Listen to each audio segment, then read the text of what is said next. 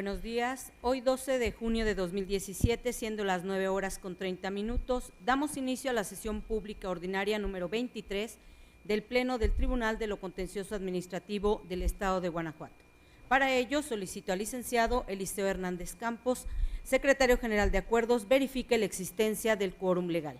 Buenos días, magistrada, magistrados. Hago constar que están presentes en este recinto el magistrado Arturo Lara Martínez, titular de la primera sala, el magistrado Vicente de Jesús Esqueda Méndez, titular de la segunda sala, el magistrado José Cuauhtémoc Chávez Muñoz, titular de la cuarta sala, quienes con su presencia, magistrada presidenta, integran quórum suficiente para sesionar válidamente en términos de lo previsto por el artículo 10 del Reglamento Interior del Tribunal de lo Contencioso Administrativo del Estado de Guanajuato. Gracias, señor secretario. Verificado el quórum, se declara abierta la sesión y le solicito al secretario dé cuenta del orden del día con los asuntos listados para ponencia. Gracias, magistrada. Informo a este pleno que el orden del día propuesto para esta sesión fue oportunamente notificado a los integrantes de este órgano colegiado y se conforma por la lista de asistencia de la declaratoria de quórum legal, 11 ponencias cuyos índices de tocas, actores y autoridades demandadas están descritos en el mismo documento, y por último asuntos generales, señalando además que por petición del titular de la segunda sala se retiran los tocas 179/17 y 141/17. Atendiendo al orden del día, pongo a su consideración el mismo. A su vez solicito la dispensa de la lectura del acta de la sesión ordinaria anterior, al habérseles remitido junto con la convocatoria para esta sesión. Y en caso de no tener comentario alguno, solicito que la misma se apruebe. Quienes estén a favor de la propuesta, sírvanse manifestarlo. Aprobada por unanimidad.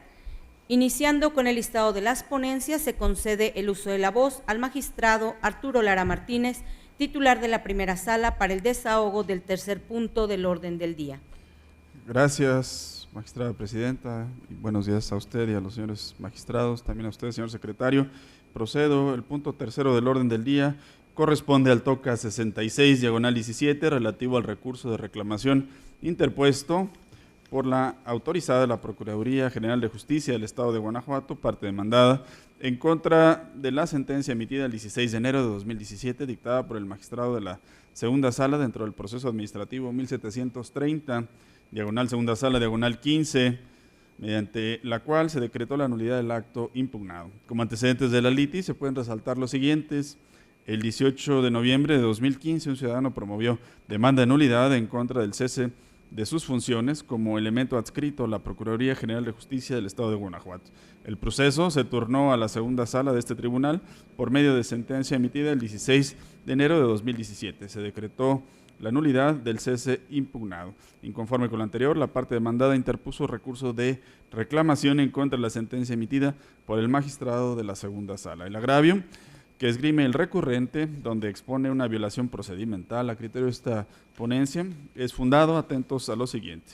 El artículo o de los artículos 250 y 251 del Código de Procedimiento y Justicia Administrativa para el Estado y los municipios de Guanajuato, se desprende quiénes son parte en los procesos o en el proceso administrativo y, en consecuencia, quiénes estarán legitimados para actuar dentro del mismo. Así pues, tendrá el carácter de parte demandada la autoridad que dicte, ordene, ejecute o trate de ejecutar la resolución impugnada. De autos del proceso de origen se desprende que un ciudadano acudió a demandar la nulidad de la resolución de fecha 23 de julio de 2015, expedida por la Comisión de Servicio Profesional de Carrera Policial y de Honor y Justicia de la Procuraduría General de Justicia del Estado. Por medio de acuerdo de fecha 17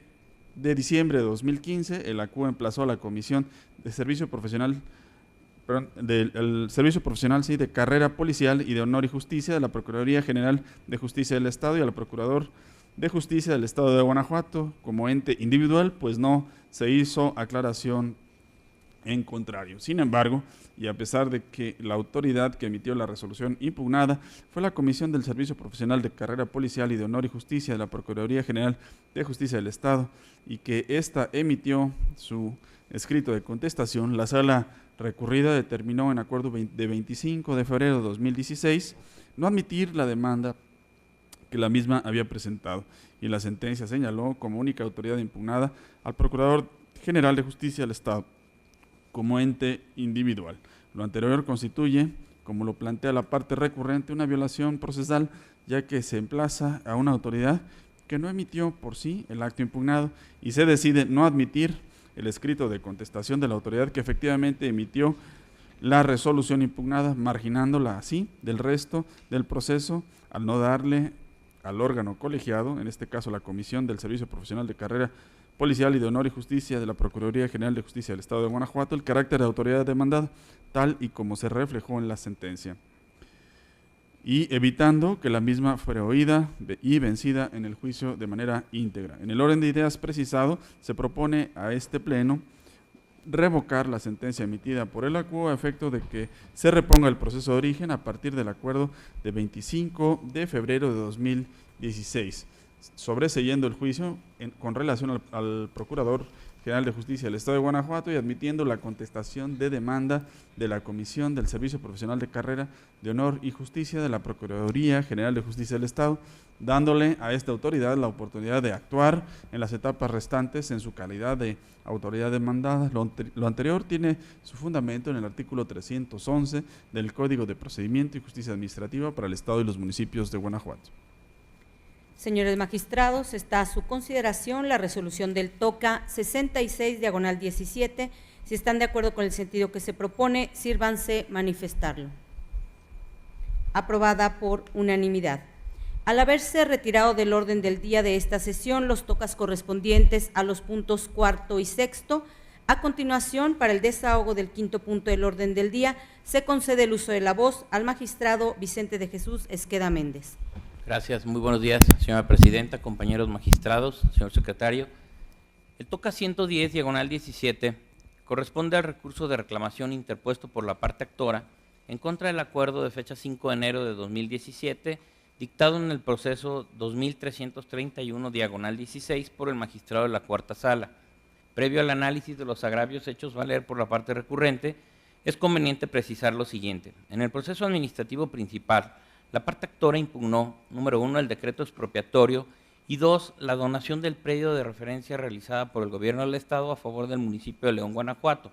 En el acuerdo que ahora se revisa, se determinó el consentimiento tácito, inconforme con la determinación que antecede por la parte actora en el proceso de origen, interpuso el recurso de reclamación que nos ocupa, en donde hizo valer 2 agravios. El agravio primero, a juicio de este tribunal en pleno, es infundado por las siguientes consideraciones jurídicas. La determinación de que los actos impugnados están consentidos tácitamente no se basa en una simple suposición, sino que se apoya en la presunción legal formada con la concatenación de la copia certificada de la escritura pública 8104 de 30 de junio de 2000, relativa al folio R20/R20*111-055, la resolución de 17 de junio de 2013 y el poder otorgado el 12 de diciembre de 2014. Esto en atención a que en la escritura pública antes señalada se consignó que el predio de la actora se expropió mediante resolución publicada en el periódico oficial del Estado de Guanajuato el 30 de junio de 1995. Del hecho cierto de que el apoderado de la actora recibió una copia certificada del testimonio de la escritura pública antes señalada, a través de la resolución de 17 de junio de 2013,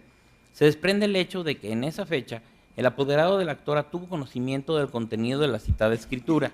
Del hecho cierto de que la actora otorgó el poder con que se actúa el 12 de diciembre de 2014, se deduce el hecho de que en esa fecha tuvo acceso a la escritura pública 8104, la cual, como se señaló, consigna que la resolución de expropiación del predio fue publicada en el periódico oficial del Estado el 30 de junio de 1995. Estos documentos tienen valor probatorio pleno conforme a los artículos 79 y 121 del Código de Procedimiento y Justicia Administrativa para el Estado y los municipios de Guanajuato. Ello implica que las presunciones que se desprenden de ellos tienen valor probatorio pleno, conforme al artículo 130, primer párrafo del Código de la materia. El agravio segundo a juicio de este tribunal en pleno es infundado por las siguientes consideraciones jurídicas. De la lectura de la copia certificada de la escritura multicitada, se aprecia que en la misma se consignó que la resolución de expropiación del predio, como ya se señaló, fue publicada en el periódico oficial el 30 de junio de 1995. De ahí lo infundado del agravio objeto de estudio. Así las cosas, ante lo infundado de los agravios hechos valer por la parte recurrente, se propone confirmar el acuerdo que se revisa. Respuesta a la ponencia, se somete a votación el proyecto del TOCA 110/17. En caso de estar de acuerdo con su sentido, exprésenlo levantando la mano. Aprobado por unanimidad. Siguiendo con el listado de las ponencias para el desahogo del 7º punto del orden del día, en primer lugar, esta tercera sala somete a consideración del Pleno el proyecto de resolución relativo al TOCA 604/16, que corresponde al recurso de reclamación interpuesto por los codemandados en el proceso administrativo 1947/2015 en contra del acuerdo de fecha 11 de noviembre de 2016, dictado por el magistrado de la primera sala en la parte que se les tuvo por no contestando la demanda. En esencia, los recurrentes alegan que la sala no consideró que la contestación a la demanda fue enviada por correo certificado con acuse de recibo el 11 de julio de 2016 desde la oficina de correos del municipio de Comonfort, así que debió tomar en cuenta esa fecha para determinar si fue oportuna la presentación de su ocurso. Tal disertación es fundada. De conformidad con el artículo 279, primer párrafo del Código de Procedimiento y Justicia Administrativa, la contestación de la demanda podrá enviarse por correo certificado con acuse de recibo si el demandado tiene su domicilio fuera de la ciudad donde reside el tribunal, en cuyo caso se tendrá por presentada en la fecha que fue depositada en la oficina de correos. Luego de la confrontación del sobre donde se envió la contestación de demanda con el comprobante exhibido por los recurrentes en la interposición de su recurso, se concluye que dicha promoción se envió el 11 de julio de 2016, de modo que en términos del referido artículo 279 debe tenerse por presentada en esa fecha, esto es, el penúltimo día del término según el cómputo realizado en el acuerdo recurrido. Así, ante lo fundado del agravio vertido por la parte inconforme, esta ponencia propone revocar el acuerdo recurrido únicamente en la parte controvertida para efecto de que se tenga a los aquí recurrentes por dando contestación oportunamente a la demanda. Señores magistrados, se somete a su consideración el proyecto del TOCA 604/16. En caso de estar de acuerdo con su sentido, exprésenlo levantando la mano. Aprobado por unanimidad. A continuación, procedo a exponer para el desahogo del 8º punto del orden del día el proyecto de resolución relativo al TOCA 112/17, relativo al recurso de reclamación interpuesto por el actor en el proceso administrativo 223/2017 en contra del acuerdo de fecha 9 de febrero de 2017 dictado por el magistrado de la cuarta sala. A manera de preámbulo, es pertinente referir que el recurrente promovió el proceso administrativo de origen en contra del acto que atribuyó al Ayuntamiento de León, consistente en dejar de aplicar la gratuidad del servicio de transporte a las personas mayores. En el proveído materia del presente recurso, la cuarta sala negó la suspensión solicitada porque el pago de la tarifa para la prestación del referido servicio público no constituye un acto de autoridad, ya que quien realiza el cobro es la empresa a quien se le concesionó el servicio, mientras que la autorización de las nuevas tarifas es un acto distinto a su cobro. Ahora bien, el recurrente alega que la sala no atendió correctamente su solicitud de suspensión, puesto que su petición giró en torno a que prevaleciera el acuerdo publicado en el periódico oficial el 8 de abril de 2014, mas no para que se suspendiera el pago. Tal disertación es infundada. Del análisis al escrito de demanda se advierte que en realidad el promovente solicitó la suspensión con efectos restitutorios a fin de que se siguiera aplicando la gratuidad del servicio público de transporte en la modalidad de urbano para los adultos mayores, como lo estableció la Comisión Mixta Tarifaria en el acuerdo publicado en el periódico oficial el 8 de abril de 2014.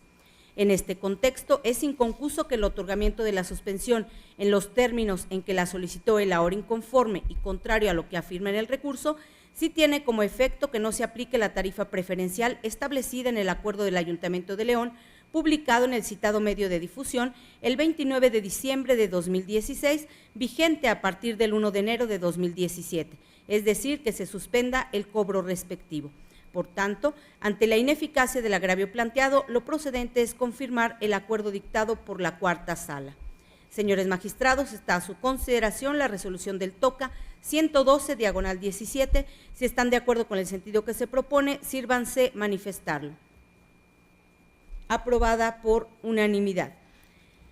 Ahora procedo a exponer para el desahogo del 9º punto del orden del día el proyecto de resolución correspondiente al TOCA 116/17 relativo al recurso de reclamación interpuesto por la autoridad demandada en el proceso administrativo 309/2016 en contra de la sentencia de fecha 20 de enero de 2017 pronunciada por el magistrado de la Cuarta Sala. Antes de exponer las consideraciones en que se sustenta el sentido de este proyecto, es preciso señalar que en la sentencia recurrida se decretó la nulidad de la resolución mediante la cual el visitador general de la Procuraduría General de Justicia del Estado negó al actor la cancelación del registro de la sanción que le impuso dentro de un procedimiento de responsabilidad administrativa. En su expresión de agravio, la autoridad recurrente arguye que la solicitud de cancelación del registro de la sanción no forma parte del procedimiento de responsabilidad administrativa, así que su procedencia debe sujetarse a las normas jurídicas vigentes al momento en que se formuló la petición, de conformidad con el artículo 3º transitorio del decreto publicado en el periódico oficial el 18 de octubre de 2013, mediante el cual se reformó el artículo 26 de la Ley de Responsabilidades Administrativas. El planteamiento referido es infundado. De conformidad con el texto del artículo 26 de la Ley de Responsabilidades Administrativas, vigente hasta antes de la reforma publicada el 18 de octubre de 2013 en el periódico oficial, quienes hubieran sido sujetos de sanciones administrativas podían solicitar a la autoridad que tuviera a su cargo el registro de la sanción respectiva que fuera cancelada la inscripción de su nombre conforme a las reglas descritas en dicho numeral.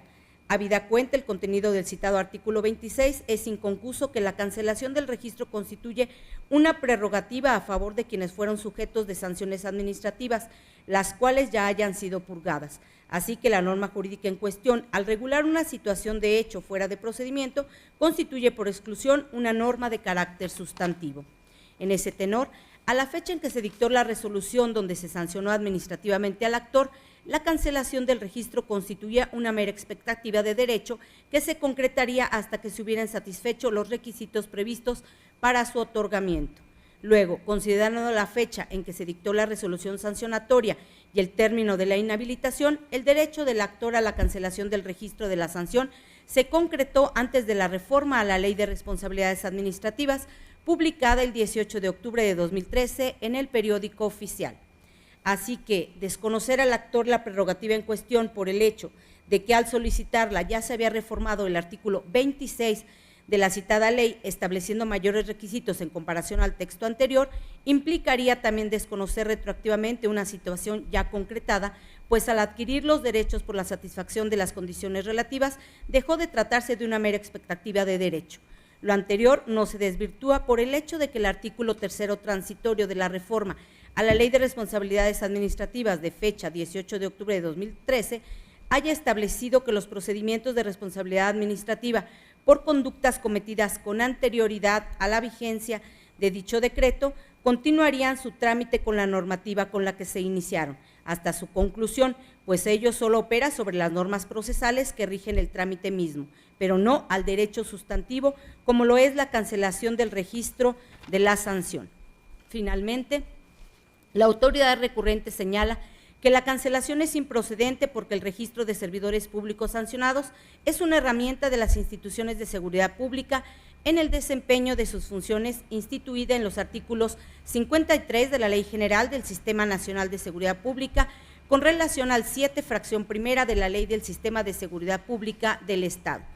Tal argumento es inoperante. De la resolución impugnada en el proceso de origen se advierte que el visitador general de la Procuraduría determinó que no era procedente la cancelación del registro de la sanción impuesta al actor porque no se encontraban satisfechos la totalidad de los requisitos establecidos para tal efecto en el artículo 26 de la Ley de Responsabilidades Administrativas, particularmente los previstos en las fracciones primera y segunda, relacionados con la gravedad de la falta administrativa por la cual fue sancionado y con la sujeción a otro procedimiento de responsabilidad administrativa. Así pues, los argumentos de la autoridad recurrente devienen inoperantes porque están dirigidos a perfeccionar la resolución controvertida en la instancia primigenia, lo cual no es permisible jurídicamente de acuerdo a lo establecido en el artículo 282, primer párrafo del Código de Procedimiento y Justicia Administrativa.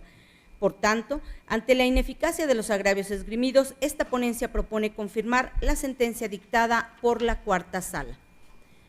Señores magistrados, está a su consideración el proyecto del TOCA 116/17. En caso de estar de acuerdo con el sentido que se propone, exprésenlo levantando la mano.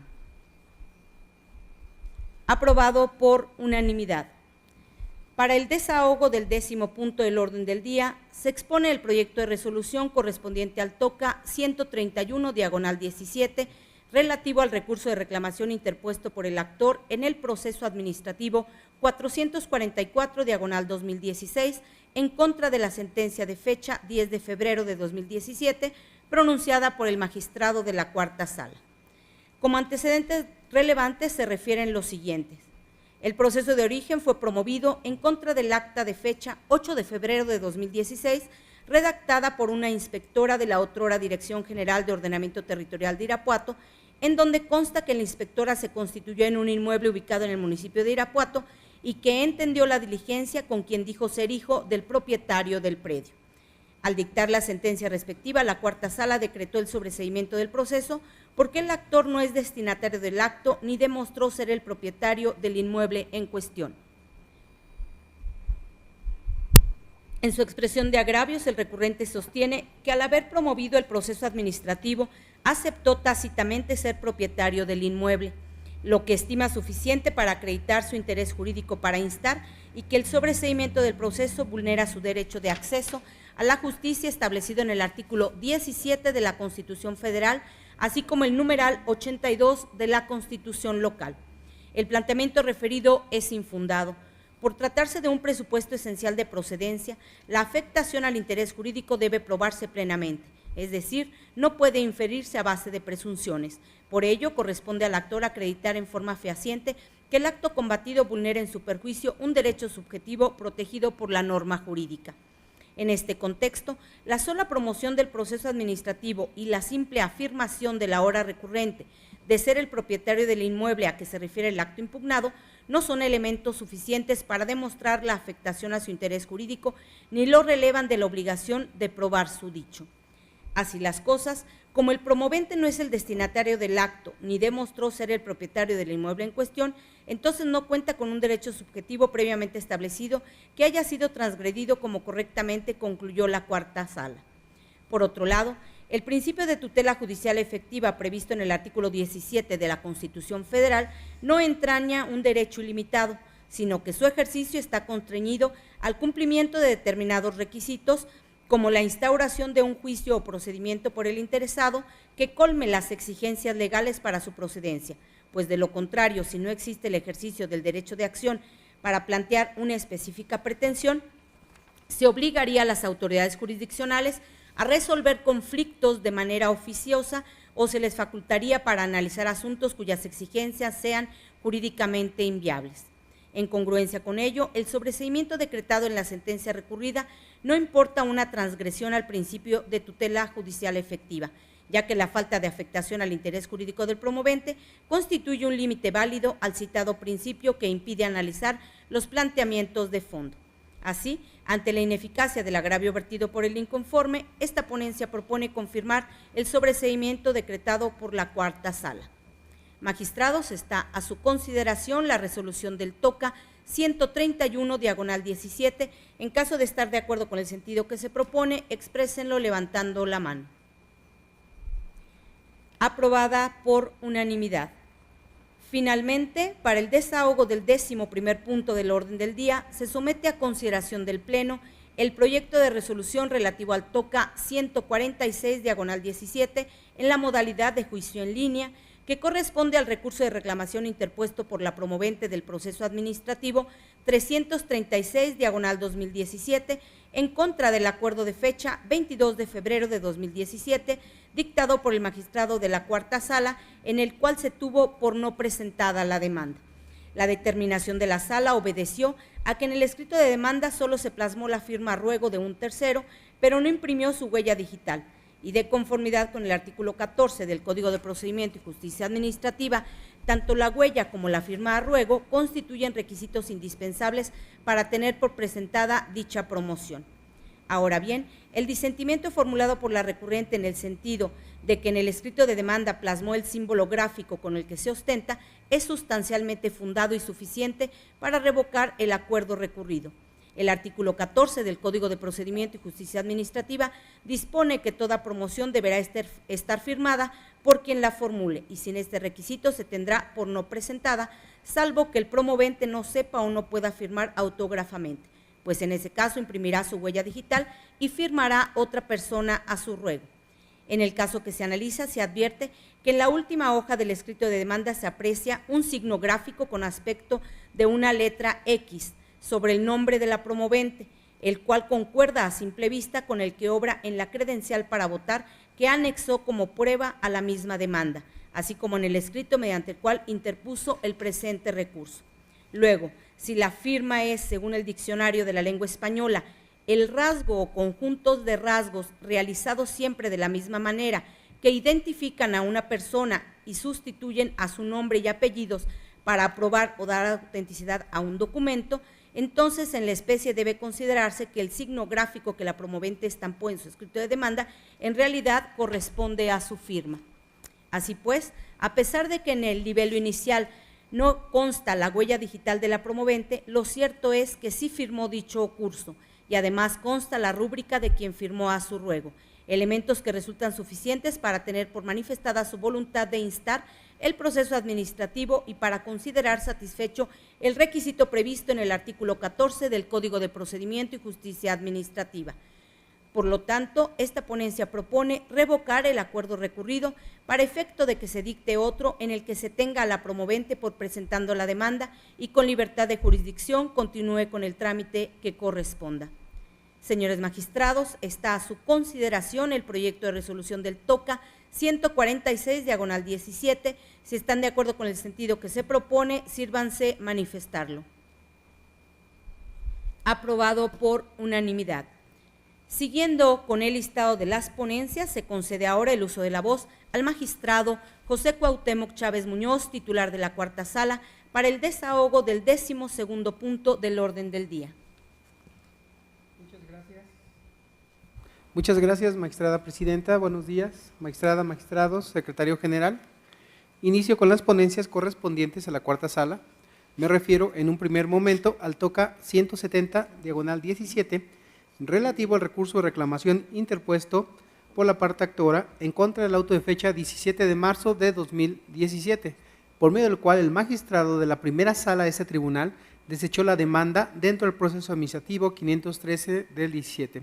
Les comparto antecedentes relevantes del caso en estudio. En el proceso administrativo principal, la parte actora impugnó la orden de actualización, visto bueno, práctica, elaboración y, en su caso, emisión del avalúo de fecha 22 de noviembre de 2016, la determinación de usar el dictamen o avalúo fiscal, así como de agregar al expediente expropiatorio el avalúo al que se ha venido haciendo referencia y el plano de deslinde. Los actos impugnados citados le tocó conocerlos por razón del turno al magistrado de la primera sala de ese tribunal, quien mediante acuerdo desechó la demanda toda vez que los mismos se constituyen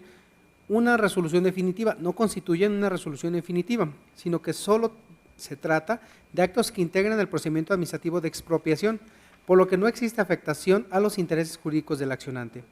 Inconforme con la determinación que antecede, la parte actora interpuso el recurso de reclamación que nos ocupa, en donde hizo valer 13 agravios, en donde tenemos que en el agravio marcado como primero, en donde básicamente el recurrente alega que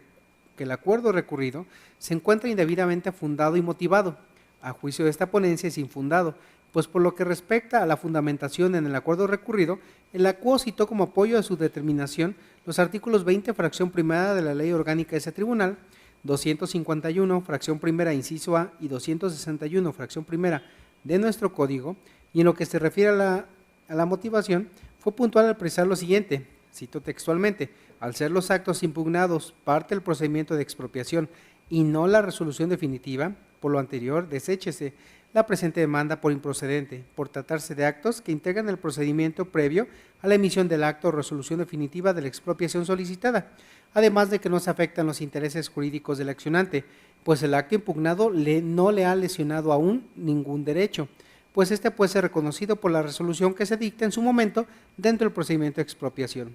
Fin de la cita. Por otro lado, el agravio segundo a consideración de esta ponencia es igualmente infundado. Se sostiene lo anterior porque aun y cuando el artículo 20 de la referida ley orgánica ni algún otro concepto del código aludido establecen que este tribunal conocerá exclusivamente de los procesos promovidos contra resoluciones definitivas. Lo cierto es que la acción contenciosa administrativa promovida ante este tribunal requiere la afectación de un interés jurídico, de manera que no se puede ejercitar o intentar contra todo acto, pues se trata de un mecanismo de jurisdicción restringida, donde la procedencia de la vía está condicionada a que los actos administrativos constituyen el producto final o la voluntad definitiva de la administración pública. Dicho producto final o última voluntad suele expresarse de dos formas: como última resolución dictada para poder finar un procedimiento y como manifestación aislada, que por su naturaleza y característica no requiere de procedimiento que le antecedan para poder reflejar la última voluntad. Así, en tratándose de un procedimiento administrativo, las fases de dicho procedimiento o acto de naturaleza procedimental no afectan la esfera jurídica del gobernado, en tanto que de ellos no se deriva en forma directa o inmediata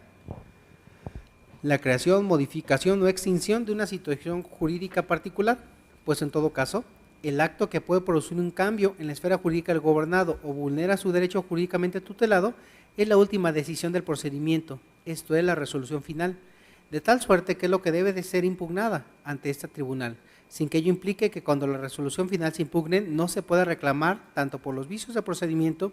como por los cometidos en el dictado de esta resolución.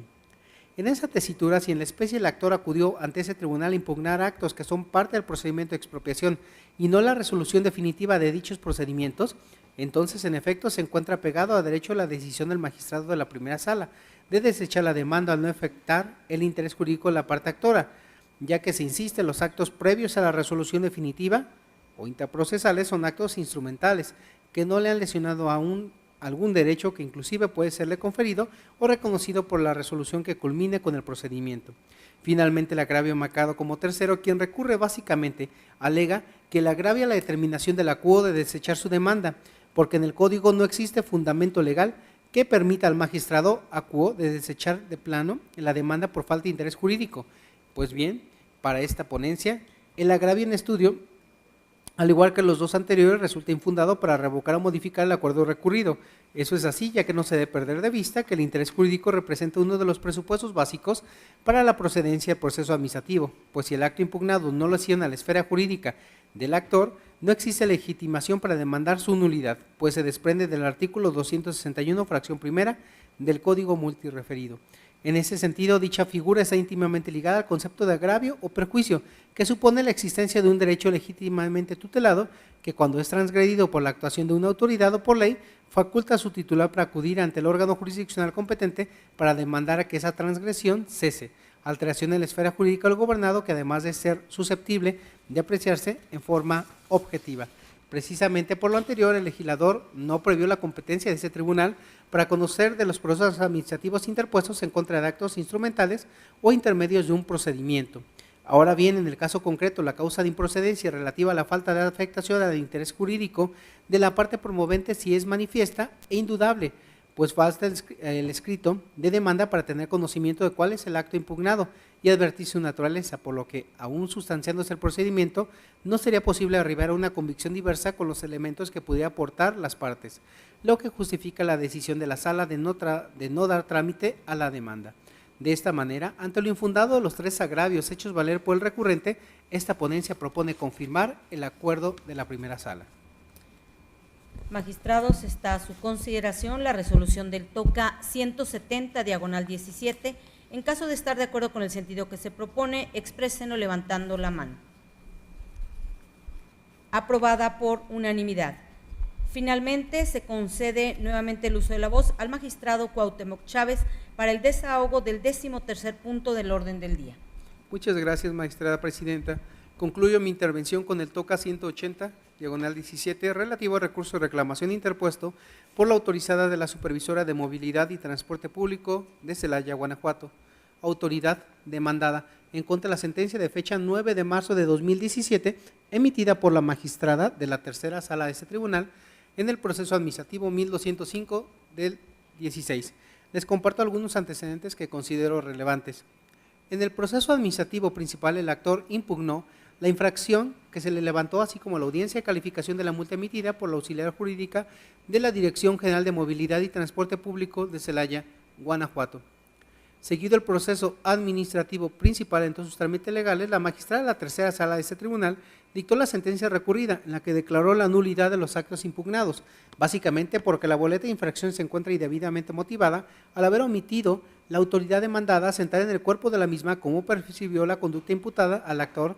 que se le haya generado convicción y de esa manera presumir que pudo percatarse mediante sus sentidos que el impetrante cometió una infracción a las normas de tránsito. Consecuentemente, reconoció el derecho del actor y condenó a la autoridad demandada a realizar todas las gestiones necesarias para devolver al impetrante la cantidad que pagó como multa y sus respectivos intereses. Inconforme con las determinaciones que anteceden, la autoridad demandada interpuso el recurso de reclamación que nos ocupa, en donde hizo valer dos agravios. Así tenemos que en el agravio marcado como primera a juicio de esta ponencia, resultó ser inoperante por dos razones. La primera, porque si bien en la sentencia que ahora se revisa, la CUO no hizo consideración alguna respecto a las disertaciones vertidas por la autoridad demandada en su escrito de contestación de demanda y ciertas probanzas. Ello debe entenderse en el sentido de que la sala estimó tácitamente que dichos argumentos defensivos resultaban infundados e insuficientes para soportar la validez de los actos impugnados, esto es, el ACUO consideró a tales argumentos defensivos como inocuos, para desvirtuar la causa de nulidad que estimó actualizada. De ahí lo inoperante de las tales disertaciones, y la segunda razón por la que el agravio en estudio resulta inoperante es porque sin la sentencia recurrida, la magistrada de la tercera sala empleó como consideración jurídica sustancial para declarar la nulidad de los actos impugnados que la boleta de infracción impugnada se encontraba indebidamente motivada, al haber omitido